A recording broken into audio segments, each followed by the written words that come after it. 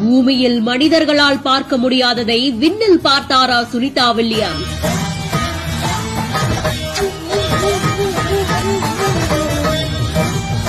ஒரே நாளில் 16 முறை சூரிய உதயமா? பூமி சுழல சுழல புது வருடத்தில் நடந்த அதிசயம்.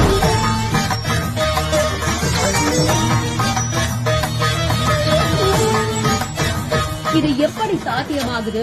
ஆராய்ச்சியாளர்களுக்கு இதனால கிடைக்கக்கூடிய சாதகங்களும் பாதகங்களும் என்ன?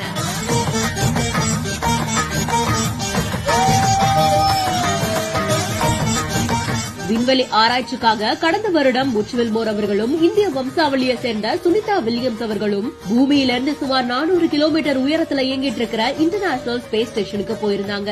ஒரு வாரத்துல திரும்பி வர வேண்டியவங்க அங்கேயே இருக்க வேண்டிய சூழ்நிலை ஏற்பட்டிருக்கு. இதற்கிடையில தான் இன்டர்நேஷனல் ஸ்பேஸ் ஸ்டேஷன் அவங்களுடைய எக்ஸ் வலைதள பக்கத்துல ஒரு போஸ்ட் போட்டிருந்தாங்க. அதுல ISSல இருக்கக்கூடிய ஆராய்ச்சியாளர்கள் எல்லாரும் நியூ இயர்க்குள்ள வரும்போது 16 முறை சன்ரைஸையும் சன்செட்டையும் பார்த்தாங்க.